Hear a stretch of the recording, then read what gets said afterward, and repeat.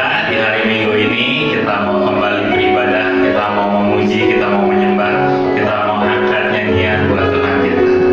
Oke, dan khusus kali ini kita akan full lagu-lagunya penyembahan biar kita boleh nikmati waktu ini, kita nikmati setiap kata-kata pujian yang kita naikkan. Yuk mari sama-sama sebelum kita nyanyikan setiap lagu kita berdoa dulu bersama. Tuhan Yesus, terima kasih untuk kesempatan ini, untuk pagi ini kami kembali boleh beribadah kepadamu. Terima kasih Tuhan, di rumah kami masing-masing dengan keluarga kami boleh sama-sama memuji dan menyembah-Mu. Karena itu Tuhan, kami gak akan sia-siakan kesempatan ini, walaupun masih keadaannya seperti ini, tapi kami tahu Tuhan yang kami sembah tidak berubah. Tuhan yang sama, yang kuasanya tidak berubah dari dulu, sekarang, dan sampai selamanya. Terima kasih Tuhan untuk waktu yang sudah Tuhan berikan. Dan hanya di dalam nama Tuhan Yesus kami sudah berdoa dan kami mau angkat nyanyian kami dari hati kami untuk Engkau. Haleluya. Amin.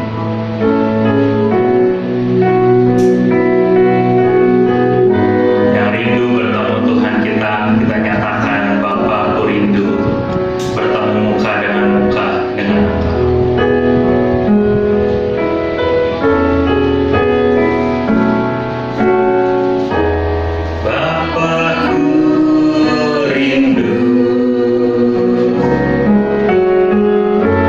Menyatakan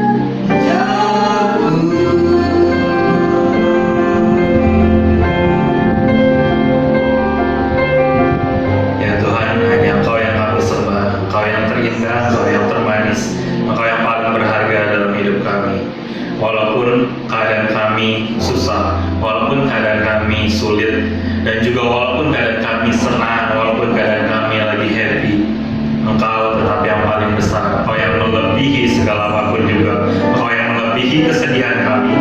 Engkau juga yang lebih dari segala kebahagiaan kami. Engkau segalanya dalam hidup kami, Tuhan. Dan Tuhan, pada pagi ini kami juga mau fokus mendengar firman-Mu. Kami mau sungguh-sungguh dibentuk oleh firman-Mu pada pagi ini, Tuhan. Dan mari Bapak Ibu, Jemaat Alberta, kita nyatakan sekali lagi pujian kita sebelum kita masuk dalam firman Tuhan. Kita menyatakan hanya Dia kekuatan kita, hanya Dia tempat perlindungan kita.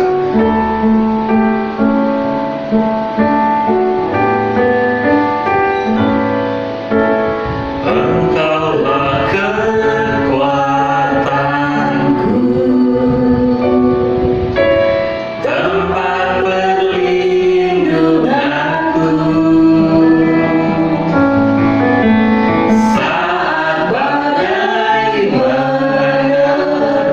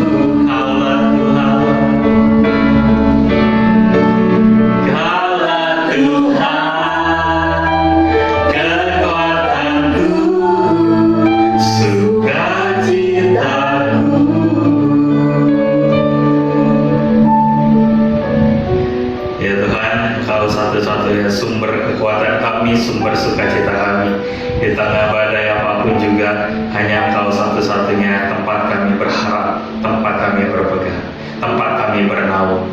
Terima kasih Tuhan, dan hanya di hadapan Engkau juga kami siap dibentuk pada pagi ini. Kami mau mendengar firman-Mu, kami juga mau merenungkan, dan kami mau lakukan di dalam hidup kami. Kami berdoa untuk hamba-Mu yang menyampaikan isi firman-Mu Tuhan, sembunyikan di balik salib-Mu, biar hanya firman Tuhan saja yang terpancar dari mulutnya, hanya firman Tuhan saja yang kami dengar dari mulutnya. Terima kasih Tuhan, hanya di dalam nama Tuhan Yesus kami sudah berdoa dan kami siap mendengar firman-Mu. Haleluya, amin.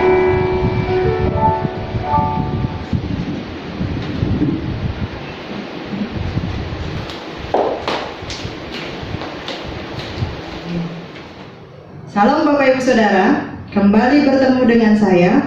Dan hari ini saya ingin membahas tentang tips sukses dari kitab Amsal. Kita tahu Amsal adalah kitab yang penuh dengan hikmat karena ditulis sebagian besar oleh Salomo, raja yang penuh hikmat. Sebelum dan setelah Salomo tidak ada orang yang hikmatnya seperti beliau.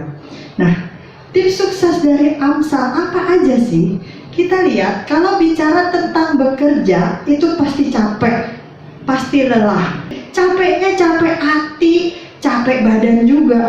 Kalau kerja di kantor orang yang udah go public atau kita punya kantor sendiri, capek juga. Capeknya apa? Punya kantor sendiri, usaha sendiri, capek dengan bawahan kita, dengan karyawan kita, dan seterusnya. Kerja di kantor orang, capek kalau punya owner, kalau punya bos, atasan, rekan kerja yang kejam, yang rese, yang kepo, yang mau menjatuhkan kita, yang galak, pelit, kekir, kedekuk bin kopet, yang menindas, atau rekan kerja yang gaya kata, tendang ke bawah, sikut kiri, sikut kanan, jilat ke atas, fitnah kiri kanan, tipsani, tipu sana sini. Capek rasanya. Nah, kalau udah tahu capek, kenapa sih kita harus kerja? Kan nggak enak ya, kan capek. Apa kalau kita kerja cuma untuk mencari uang, money, duit, mengumpulkan harta?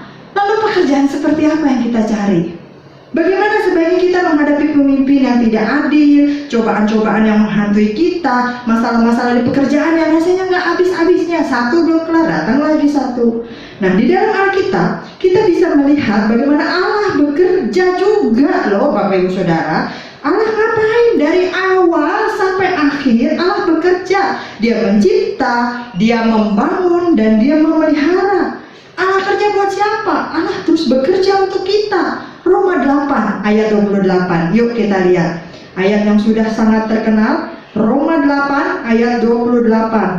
Allah tuh kerjanya ngapain? Kita tahu sekarang bahwa Allah turut bekerja dalam segala sesuatu. Untuk apa? Untuk mendatangkan kebaikan bagi mereka yang mengasihi Dia, yaitu bagi mereka yang terpanggil sesuai dengan rencana Allah. Siapa mereka itu? Saya, Bapak, Ibu, dan Saudara. Nah, setiap orang mendapat panggilan juga untuk bekerja. Lalu Tuhan yang aja bekerja, masa kita anak Tuhan, pengikut Tuhan tidak bekerja? Semua orang yang percaya kepada Tuhan Yesus, apapun pekerjaannya akan disebut hamba Tuhan. Saya bilang sama anak-anak saya, kalian tidak harus menjadi pendeta, tetapi kalian harus menjadi hamba Tuhan, pelayan Tuhan. Nah, oleh karena itu, apa yang harus kita lakukan? Kita harus melakukan segala sesuatu pekerjaan kita di rumah, di luar rumah, usaha pribadi, atau bekerja di kantor orang dengan tulus dan segenap hati karena Tuhan, bukan karena orang-orang di sekitar kita. Kenapa karena Tuhan? Karena Tuhan yang memanggil kita untuk bekerja seperti yang Dia lakukan. Kolose 3 ayat 23. Apapun juga yang kamu perbuat, perbuatlah dengan segenap hatimu seperti untuk Tuhan dan bukan untuk manusia, termasuk diri kita sendiri ini manusia. Nah, yuk kita lihat 7 tips sukses dari Amsal supaya kita bisa lancar dalam bekerja dan berusaha. Yang pertama, apa yang harus kita lakukan? Yang pertama, andalkan berkat Tuhan. Amsal 3 ayat 5 sampai yang ke-6. Amsal 3 ayat 5 sampai yang ke-6. Janganlah kiranya, ayat 5, percayalah kepada Tuhan dengan segenap hatimu dan janganlah bersandar kepada pengertianmu sendiri. Akuilah Dia dalam segala lakumu, maka Ia akan meluruskan jalanmu. Andalkan berkat Tuhan, ajak Tuhan, sertakan Tuhan dalam setiap pekerjaan kita, dalam setiap usaha kita, dalam setiap proyek kita, dalam setiap rencana kita. Karena banyak yang harus kita kerjakan, tapi sedikit yang kita tahu. Tidak semua, bahkan sedikit hal yang diajarkan di sekolah. Buktinya para fresh graduate harus di training lagi waktu masuk kantor pertama kali. Banyak hal yang bisa terjadi di luar rencana kita, tidak terduga. Kita rencanakan A, ternyata terjadinya B. Kita rencanakan C, ternyata terjadinya D. Coba lihat kondisi kita sekarang ini. Tidak pernah ada yang menduga akan terjadi pandemi COVID-19 seperti ini. Tidak pernah ada yang menduga bahwa kita tidak bisa kumpul beribadah seperti ini. Tidak ada yang menduga bahwa perekonomian akan hancur seperti ini. Tidak ada yang menduga bahwa jutaan orang akan meninggal dalam waktu yang singkat seperti sekarang ini. Oleh sebab itu, kita harus andalkan berkat Tuhan saja. Tokoh-tokoh di dalam Alkitab diajar Tuhan, dididik Tuhan untuk selalu mengandalkan Tuhan. Musa pangeran Mesir, betul. Dia dibuang ke gurun pasir, lalu bergabung dengan bangsa Midian. Untuk apa? Musa mengalami 3 kali 40 tahun dalam fase kehidupannya. 40 tahun pertama dia hidup dididik dengan cara-cara orang Mesir, sebagaimana posisinya pangeran Mesir. 40 tahun yang kedua dia dididik di tengah bangsa Midian untuk dipersiapkan memimpin bangsa Israel. Dan 40 tahun yang ketiga Musa memimpin bangsa Israel keluar dari Mesir untuk masuk ke tanah Kanaan, walaupun Musanya sendiri tidak boleh masuk ke tanah Kanaan karena kesalahannya.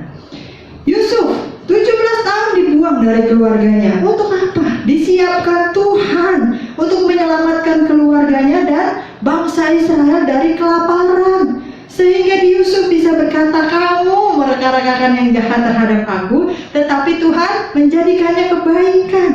Ada yang dididik, ada yang diajar. Karena apa? Dia mengandalkan Tuhan saja di dalam hidupnya. Rasul Paulus, anggota termuda Dewan Majelis Pemerintahan Sanhedrin, lulusan terbaik dari Universitas Gamaliel, dan dia termasuk bangsawan, punya kewarganegaraan Romawi, dia punya kuasa, tetapi Paulus dibuat buta untuk mengerti apa yang Tuhan mau di dalam hidupnya. Jadi yang pertama, mau sukses? Yes. Mau lancar? Oke. Mau baik-baik saja? Andalkan berkat Tuhan dalam setiap usaha dan pekerjaan kita. Yang kedua, Amsal 19 ayat yang ke-20. Amsal 19 ayat yang ke-20. Amsal 19 ayat yang ke-20. Dengarkanlah nasihat dan terimalah didikan, supaya engkau menjadi bijak di masa depan. Yang kedua, cari pengetahuan, cari informasi, cari pendidikan. Dulu orang dipuji, orang yang bisa work hard, kerja keras, capek, datang lebih pagi, pulang lebih malam, pekerja lebih banyak, work hard. Itu yang dipuji. Tapi sekarang, zaman kekinian, yang dipuji adalah orang yang work smart. Bagaimana dia bisa melakukan lebih banyak pekerjaan dalam waktu yang sesingkat-singkatnya dan hasil yang sebaik-baiknya. Bagaimana seorang karyawan itu bisa mengerjakan banyak hal dengan waktu yang efisien dan efektif. Nah, ilmu pengetahuan, cara kerja yang efektif dan efisien itu perlu dicari, perlu dipelajari. Buat apa? Upgrade diri kita, meningkatkan diri kita. Saya dari kecil dididik oleh almarhum papa secara cukup keras. Papa saya tidak pernah membedakan anak laki dan anak perempuan. Bukan karena dia nggak punya anak laki, tapi anak perempuan juga harus dididik sebaik-baiknya dan punya kemampuan sebanyak-banyaknya. Nah, untuk apa? Untuk meningkatkan dirinya. Karena tanpa pengetahuan, kerajinan juga nggak baik. Contohnya, orang yang terburu-buru melakukan sesuatu, apalagi sok tahu, akan salah langkah. Apalagi orang yang malu bertanya sesat di jalan. Nah, itu pepatah aja udah bilang gitu. Kalau kita nggak mau nanya, kita merasa diri udah tahu, kita merasa banyakkan malunya, maka kita tidak akan mendapatkan pendidikan, kita tidak akan mendapatkan pengetahuan, kita tidak akan mendapatkan informasi. Jangan suka untuk belajar dan minta petunjuk kalau kita nggak ngerti. Tapi Bu, ya kalau nanya itu dipikir dulu. Jangan seperti tong kosong nyaring bunyinya. Amsal 6 ayat yang ke-6 berkata apa? Amsal 6 ayat yang ke-6, hai pemalas, pergilah kepada semut, perhatikanlah lakunya, dan jadilah bijak. Saya berikan contoh, waktu suami saya masih menjadi chief DDS di Bali, di sana ada seorang yang bekerja sebagai OB, tetapi di luar dari jam kerja tersebut, dia mengikuti kuliah. Jadi waktu itu dia mengikuti kuliah setelah jam kerja berakhir dan sampai lulus. Satu kali ketika ada lowongan pekerjaan di kantor tersebut untuk yang lebih tinggi, karena ini kan OB outsource ya begitu. Nah dia mencoba untuk melamar, dia tanya ke suami saya, Pak boleh nggak saya coba masukin lowongan? Boleh kalau kamu bisa memenuhi persyaratan yang ada. Dan dia memasukkan semua persyaratannya, termasuk pendidikan yang sudah dia selesaikan, sampai lalu dia berhasil mendapatkan jabatan General Affairs, dari OB jadi General Affairs. Karena apa? Dia mencari pengetahuan, dia mencari pendidikan, dia mengupgrade dirinya, dia meningkatkan kualitas dirinya, dia nggak males, dia menjadi orang yang work smart. Ketika ada kesempatan itu datang, dia bisa masuk dan mengambilnya, golden chance. Yang ketiga, rajin dan cekatan. Amsal 10 ayat yang keempat. Amsal 10 ayat yang keempat. Tangan yang lamban membuat miskin, tetapi tangan orang rajin menjadikan kaya. Saya teringat dengan almarhum bos saya dulu ketika bekerja. Dia selalu berkata begini, mohon maaf ya Bapak Ibu Saudara, kalau datang kesiangan, tai anjing aja udah gak kebagian. Dia sering ngomong gitu. Kata-katanya memang pedas, tetapi itu membuat saya menjadi ingat. Tangan yang lamban membuat orang menjadi miskin. Yang ketiga, kalau kita mau lancar dalam berusaha, kalau kita mau sukses, kita mau menjadi baik, rajin dan cekatan. Hanya ada dua tipe karyawan yang biasanya diingat oleh pimpinan, terutama ketika mulai menseleksi untuk promosi, jabatan, kenaikan gaji, dan sebagainya. Satu, karyawan yang super males, sering ngebantah, sering telat-telat masuknya, cepet-cepet pulangnya, tugas-tugas banyakan kagak beres, sering bolos tanpa alasan, dan seringkali memberikan 1001 alasan yang aneh-aneh, bin neko-neko. Atau yang kedua, karyawan yang rajin, tepat waktu, jarang izin, tugas-tugas diberikan kebanyakan beres semua, bahkan punya inisiatif sebelum disuruh udah dikerjain. Saya memberikan contoh Bapak Ibu Saudara.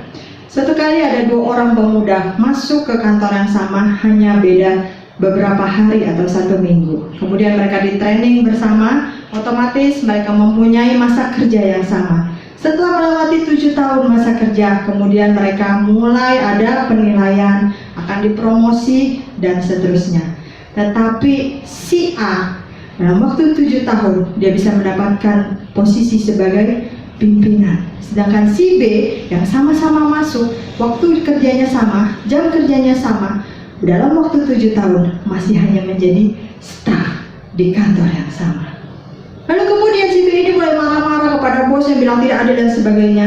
Tetapi orang melihat mana yang rajin dan cekatan, dan itulah yang akan dilihat.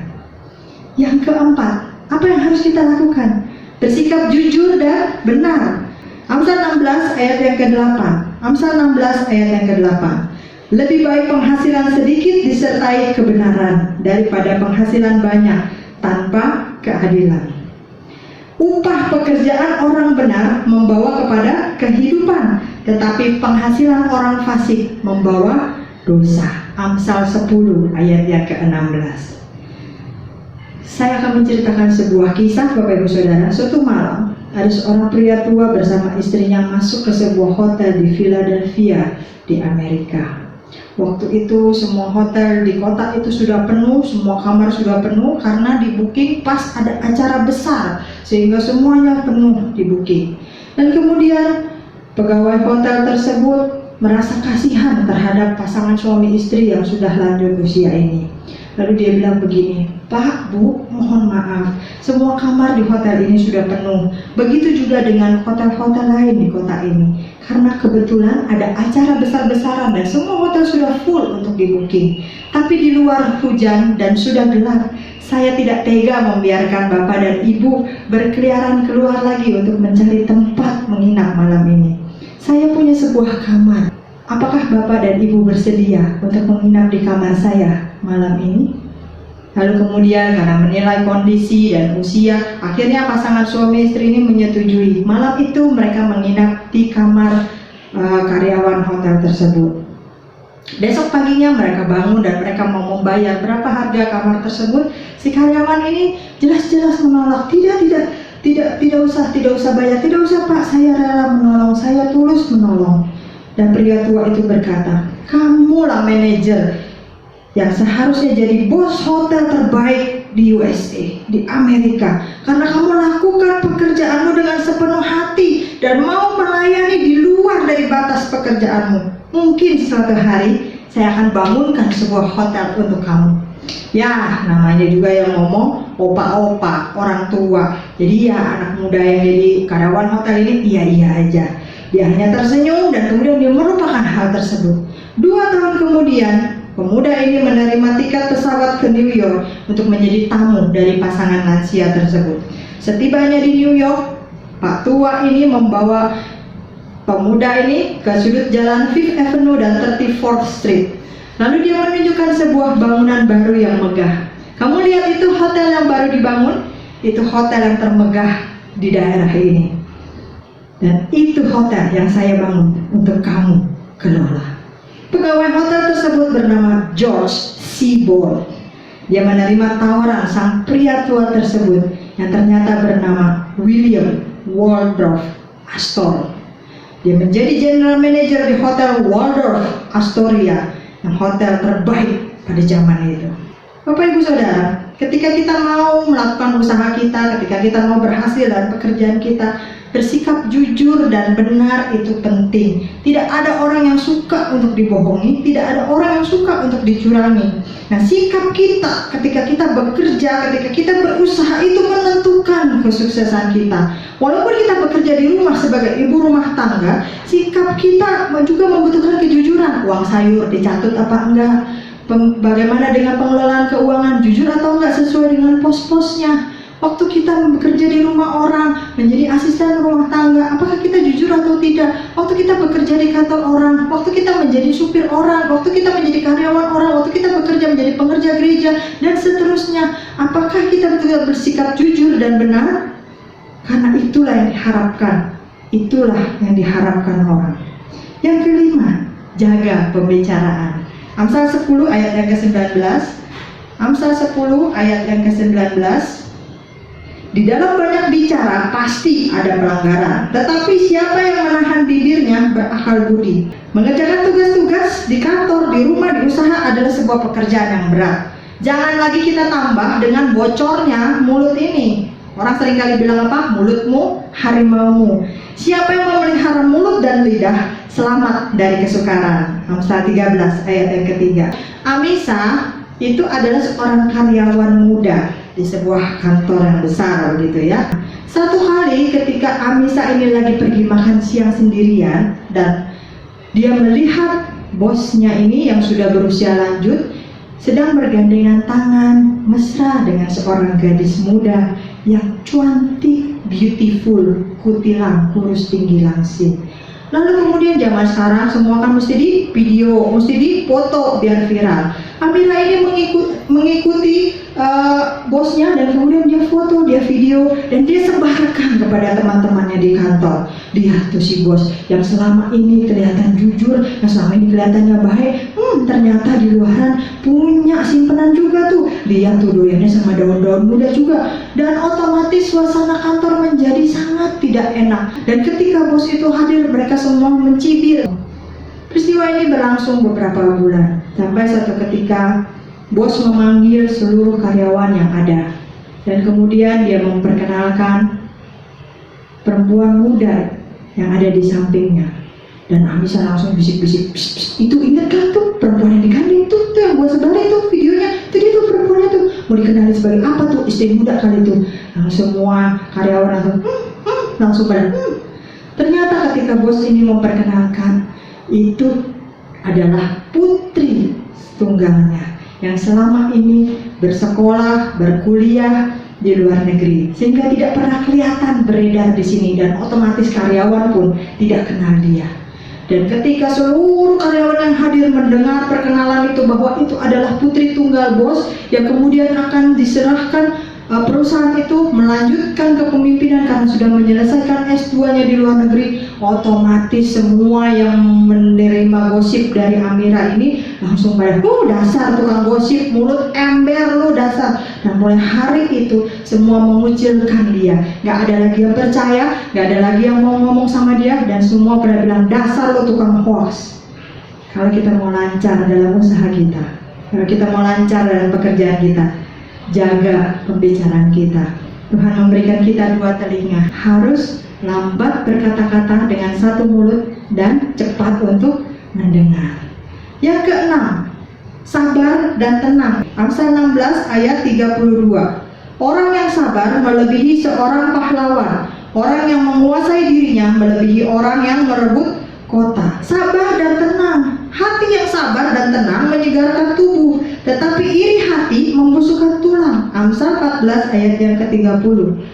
Suatu hari ada 3 buah pohon cemara. 3 batang pohon cemara ini punya impian yang berbeda-beda. Satu, si pohon cemara bilang apa, nanti saya punya cita-cita kalau saya dipotong saya akan jadi sebuah lemari yang begitu indah sehingga di dalamnya akan ditaruh barang-barang yang berharga.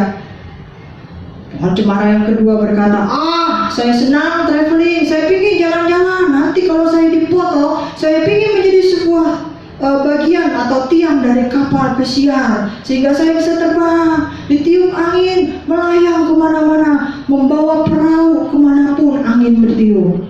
Kemudian yang ketiga juga nggak mau kalah, saya punya cita-cita, kalau nanti saya dipotong, saya ingin menjadi singgasana seorang raja. Wah, itu suatu kemuliaan yang luar biasa. Raja akan duduk di atas saya, semua orang hormat kepada raja, juga hormat sama saya. Semua orang melihat kepada raja, juga lihat kepada saya. Saya pasti sering dibersihkan, saya pasti akan sering dirawat karena raja duduk di atas saya. Tapi ternyata Bapak Ibu Saudara, impian dari 3 pohon cemara ini tidak ada satupun yang terjadi. Yang pertama tadi, dia bercita-cita jadi lemari tempat penyimpanan barang berharga. Ternyata dia menjadi palungan. Dan di dalam palungan itu memang ada ditaruh bayi yang lebih berharga dari materi, yaitu bayi Yesus, Sang Juru Selamat. Kemudian yang kedua, dia ingin jadi tiang dari kapal pesiar atau kapal layar berjalan kemana-mana. Ternyata dia menjadi tiang dari perahu di mana Sang Guru, Sang Juru Selamat itu naik ke dalam perahu dan berkhotbah di sana.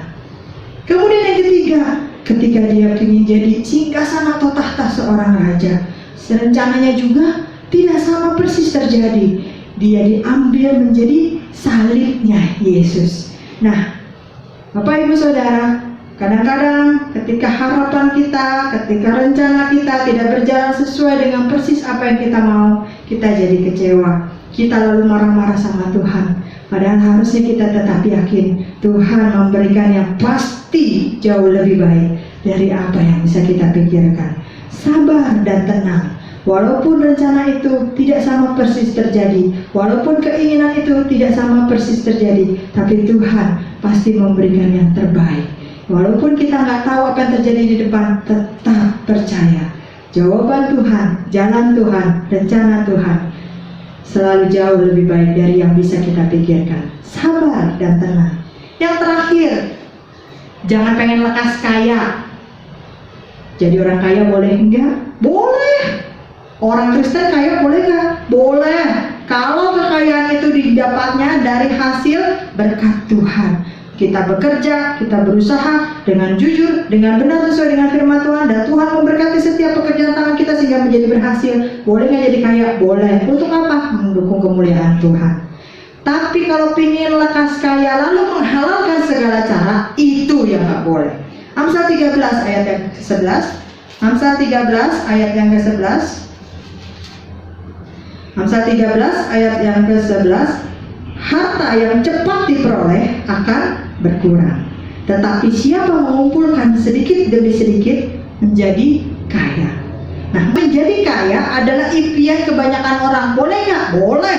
Saya juga punya impian dulu, nggak ingin jadi pendeta, Bapak Ibu Saudara. Saya punya cita-cita, saya punya impian menjadi wanita karir yang punya pekerjaan baik, punya posisi baik, punya fasilitas yang baik, sehingga saya bisa mendukung, mensupport gereja dan seluruh kegiatannya dengan apa yang saya peroleh dari pekerjaan saya.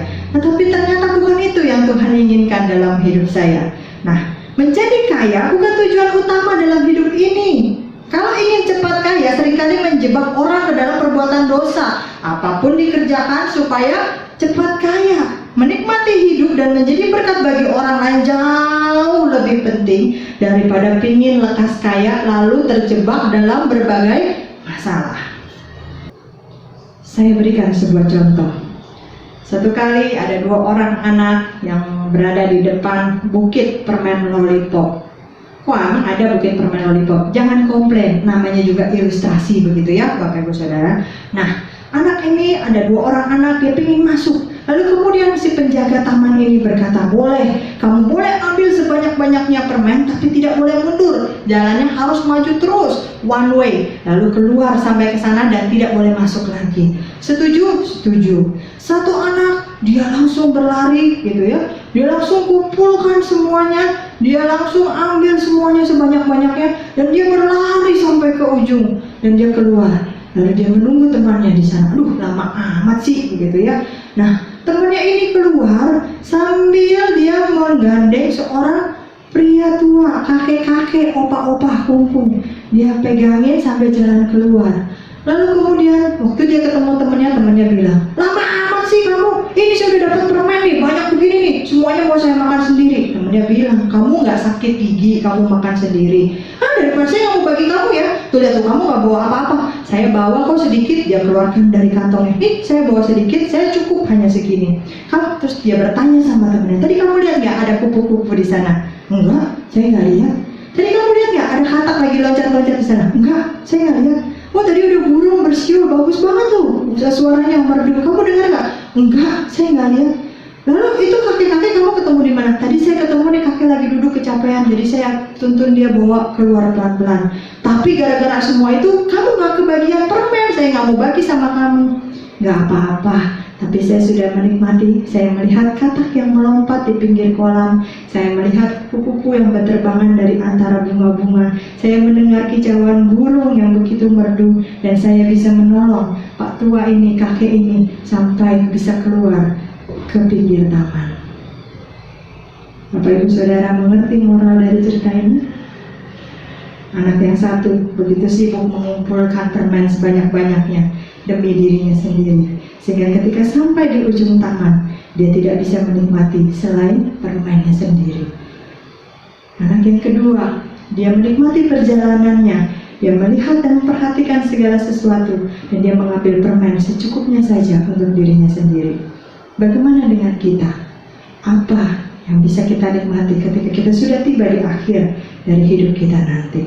Jadi ada 7 tips yang bisa kita pelajari, hikmat bagaimana kita bisa berusaha, tips sukses dari Amsal. Yang pertama apa tadi? Andalkan berkat Tuhan. Yang kedua, cari pengetahuan, upgrade diri kita, jangan malas, jangan puas dengan diri kita sendiri.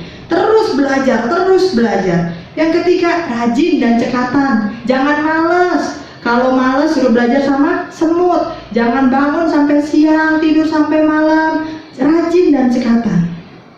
Yang keempat, bersikap jujur dan benar. Kalau orang dunia aja suka dengan orang jujur dan benar, apalagi kita anak-anak Tuhan yang memang Alkitab mengajar kita seperti itu. Yang kelima apa? Jaga pembicaraan, mulutmu, harimaumu. Jangan sampai kita orang-orang Kristen dikenal sebagai tukang gosip, tukang hoax, penyebar hal-hal yang gak benar. Yang keenam apa? Sabar dan tenang. Kita boleh punya rencana, kita boleh punya tujuan, tetapi seringkali Allah merevisinya, mengubahnya menjadi sesuatu yang lebih baik. Seperti kisah pohon cemara tadi, dirubah untuk sesuatu yang lebih baik.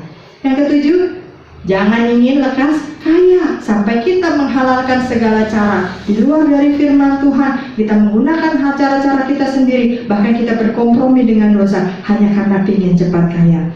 Jadi kaya boleh, asalkan itu berkat dari Tuhan.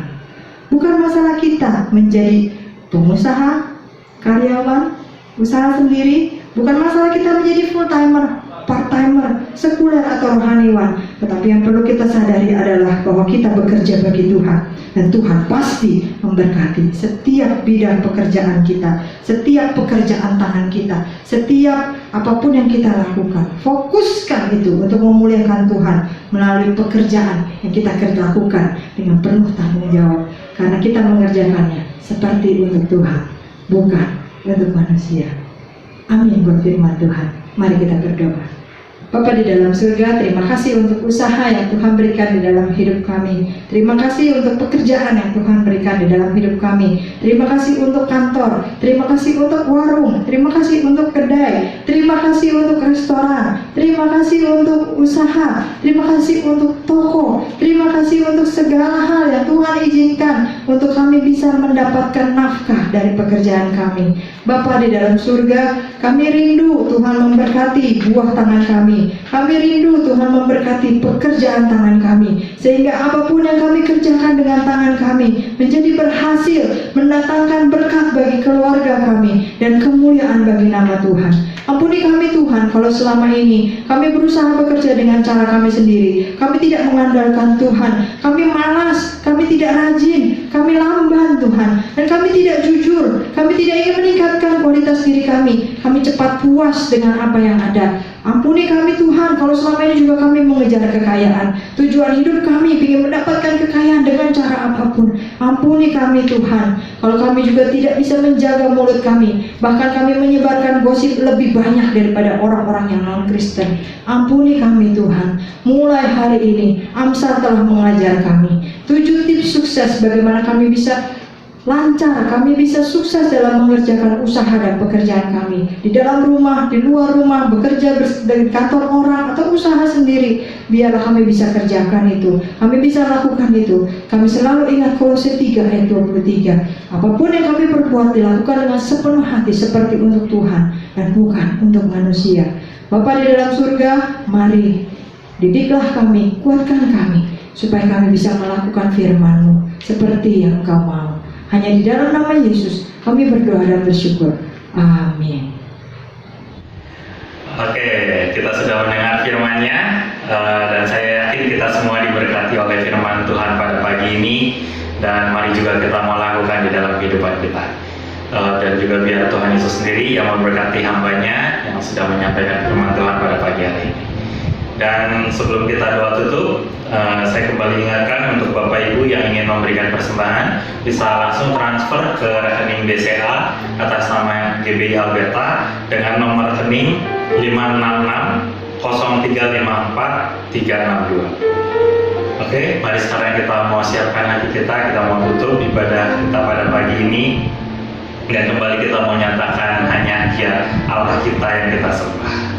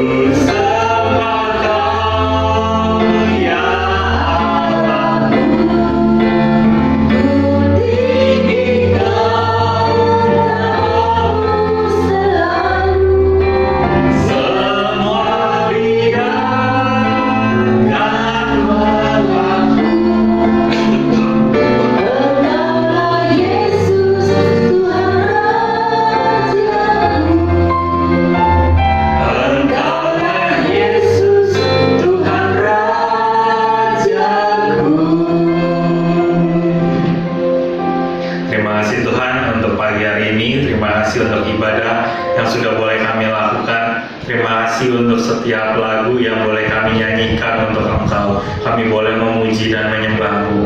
Terima kasih untuk firman yang sudah kami dengar, yang kami percaya jika kami lakukan dengan sungguh-sungguh akan membawa perubahan dalam hidup kami, membawa perubahan ke arah yang lebih baik, menjadikan pribadi kami menjadi pribadi yang lebih sempurna, menjadi serupa seperti Engkau. Terima kasih Tuhan.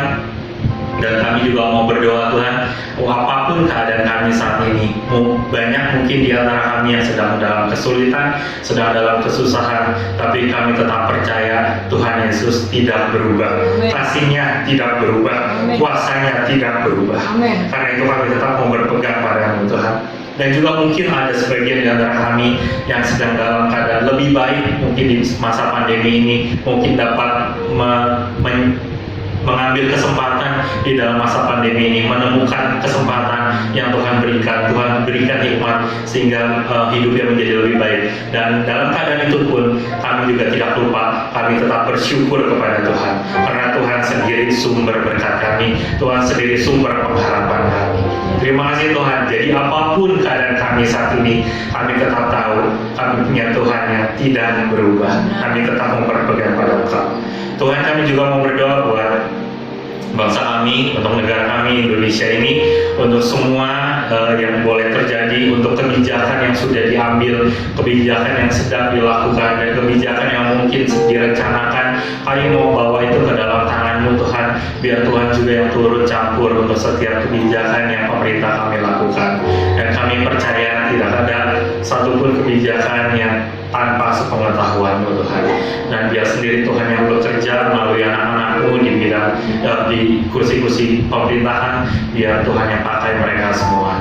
Terima kasih Tuhan. Kami juga mau berdoa juga buat saudara-saudari kami, bukan hanya di Indonesia ini, tapi dimanapun kami berada di tengah kondisi seperti ini. Kami tahu kami hanya tetap harus berpegang pada Engkau. Walaupun kondisinya sulit, tapi kami tahu kami tetap berpegang pada Engkau. Kami tidak meninggalkan ibadah kami tidak meninggalkan sangat teduh kami sehari-hari. Kami tetap mau semakin dekat dengan Engkau. Terima kasih Tuhan, terima kasih untuk semua yang sudah Tuhan lakukan dalam hidup kami, dan semua yang Tuhan akan lakukan juga dalam hidup kami.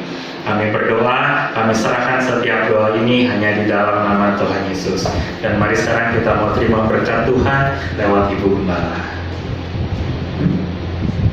Bapak Ibu Saudara, mari kita sama-sama berdiri, kita akan berdoa.